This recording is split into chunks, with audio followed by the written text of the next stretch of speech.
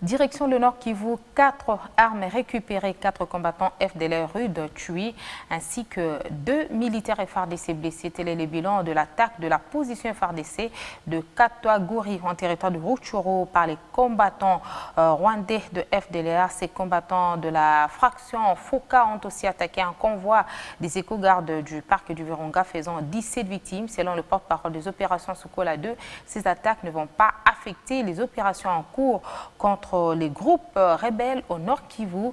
Le major Ngiki en appelle au soutien de la population pour mettre fin à l'activisme des groupes négatifs dans cette province. Patrick Saloua pour plus de détails.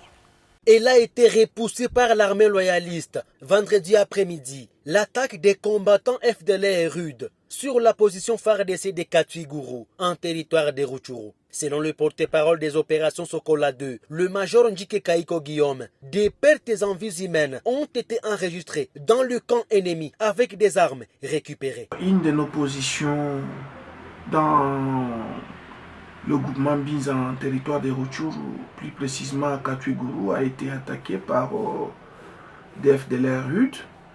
C'était déjà hier, vendredi, vers 15h. Ils ont blessé 2 de nos vaillants éléments qui sont actuellement pris en charge et dont la vie n'est pas en danger.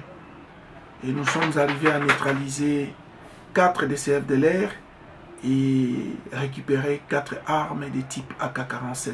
Ce même vendredi, un autre groupe d'hommes armés assimilés au FDLR Foka ont eux aussi tendu une embuscade à un convoi des éco-gardes, faisant 17 victimes dans la région de Rumangabo, sur l'axe routier Goma-Rutshuru. Et le porte-parole des opérations Sokola 2 affirme que ces attaques ne vont en rien affecter les opérations en cours et appelle au soutien de toutes les couches à l'armée gouvernementale.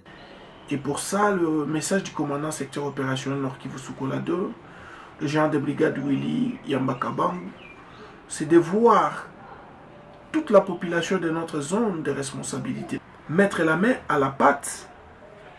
Le commandant secteur veut voir tout le monde accompagner ces opérations de manière à ce que nous puissions bien remplir la mission qui nous a été confiée par la hiérarchie des forces armées de la République démocratique du Congo. Dans un communiqué signé par le gouverneur Caroline Nzanzuka Sivita, le gouvernement provincial condamne cette attaque contre les convois des éco-gardes, tout en rassurant que les enquêtes sont déjà en cours pour élucider les circonstances et les auteurs de cet acte macabre.